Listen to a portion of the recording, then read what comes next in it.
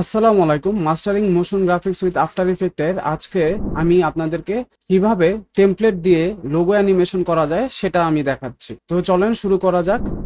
তো আমি এই যে দেখেন লোগো একটা ফোল্ডার ক্রিয়েট করে রাখছি, যে এখান থেকে গুগল থেকে জাস্ট স্যাম্পল ইমেজ নিয়েছি এবং আমি টেমপ্লেট নামায় রাখছি। হ্যাঁ, তো আপনারা টেমপ্লেট নামাবেন কোথা থেকে আমি বলে দিই। এখানে দেখেন মিক্স কিট, এখানে গিয়ে জাস্ট আপনারা যদি টেমপ্লেটসে গিয়ে সার্চ দেন এবং লেখেন লোগো অ্যানিমেশন, দেখেন ও আপনাকে কিছু টেমপ্লেট দিয়ে দিবে। ঠিক আছে, প্রিমিয়ার প্রো দিবে, তারপর আফটার ইফেক্টের দেখেন এডিট করা দেয়া দিবে। ঠিক আছে, প্রিমিয়ার প্রো আছে আপনার, তারপর আপনার আফটার ইফেক্টের আছে, দেখেন রেডিয়াল ওয়েব লোগো রিবিন। হ্যাঁ, আপনারা জাস্ট এখানে যাবেন, যাওয়ার পরে এই যে ডাউনলোড ফ্রি টেমপ্লেট, এখান থেকে ফ্রি টেমপ্লেট ডাউনলোড করে নিতে পারেন। এছাড়াও আরেকটা আছে হচ্ছে এই ফ্রি ডাউনলোডার, এখান থেকেও আপনারা টেমপ্লেট পেয়ে যাবেন। হ্যাঁ, এই টেমপ্লেটস দেখেন কি কি আছে, লোগো স্ট্রিংস আছে, প্রোডাক্ট প্রোমো আছে। হ্যাঁ, আমরা আজকে লোগো স্ট্রিংস দেখবো। তো আমি নামাইছি মিক্স কিট থেকে, তো আমি এখান থেকে জাস্ট এটা নিয়ে আমি অন করছি।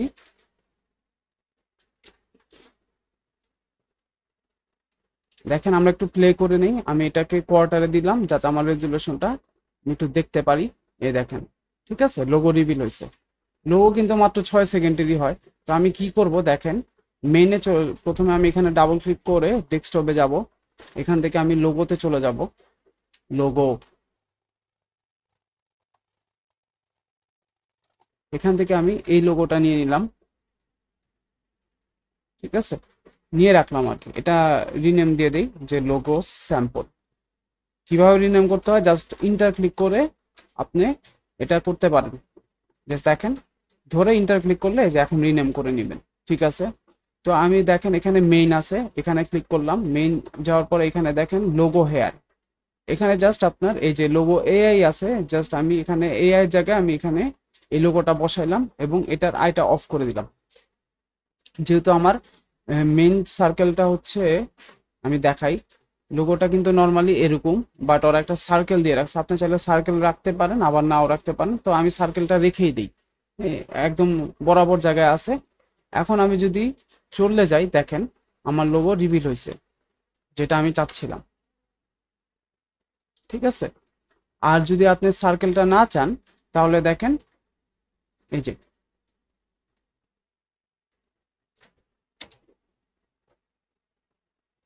ঠিক আছে, এরকম করে আপনারা লোগো অ্যানিমেশন হয়ে গেল। এখন কিভাবে রেন্ডার দিবেন, এটা কন্ট্রোল এম H264, এখানে H264 আছে।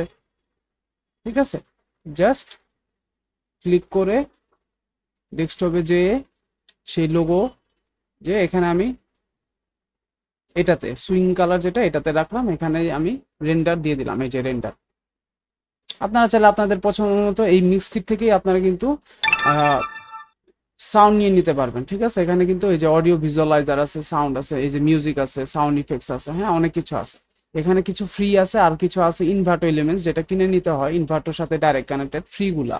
ঠিক টেমপ্লেটের ক্ষেত্রেও তাই। তারপর চলেন আবার আরেকটা দেখে আসি, এটাও দেখে আসি। এটা টোন সেভ দিয়ে দিলাম, কারণ আমি আপনাদেরকে দেখানোর জন্য ইউজ করতেছি। দেখি তো এটা,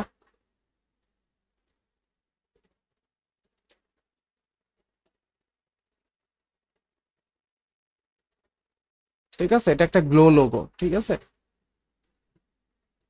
এখন আপনারা জাস্ট এখানে লোগো হেয়ারে যাবেন, তার আগে এখান থেকে আমি কি করব, এই যে এখন এই লোগোটা নিব। এটা একটা নেওয়ার বিশেষ কারণ আছে, আমি কারণটা বলতেছি। এখানে নিয়ে এটা নিয়ে আসলাম, এখানে নিয়ে আসার পরে আপনারা দেখতে পাচ্ছেন যে এটার মধ্যে হোয়াইট ব্যাকগ্রাউন্ডটা ইজিলি দেখা যাচ্ছে। ঠিক আছে, তাহলে তো আপনার যখন আমি এখানে যাব তখন দেখেন এই যে এই হোয়াইট ব্যাকগ্রাউন্ডটা চলে আসবে, এটা আমি চাচ্ছি না। তো আমি কি করব, এখানে একটা ইফেক্টস অ্যান্ড প্রিসেটসে যাব, এখানে গিয়ে আমি এটাকে স্মল স্ক্রিন করে দেই। ইফেক্টস অ্যান্ড প্রিসেটসে গিয়ে এখানে যে এক্সট্রাক্ট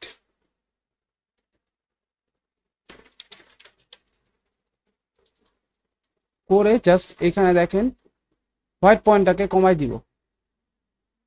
ঠিক আছে, এবং ব্ল্যাক পয়েন্টটাকে, ব্ল্যাক পয়েন্ট যেহেতু এখানে ব্ল্যাক নাই, কিন্তু তারপর এখানে এইচটার একটু প্রবলেম হচ্ছে, সিম্পল চোকার আছে একটা, এটা ক্লিক করব, করে এটাকে জাস্ট বাড়াই দিব। এই যে দেখেন শুধু লোগো থাকবে, ঠিক আছে। এবং এই এখন দেখে আসি এটা,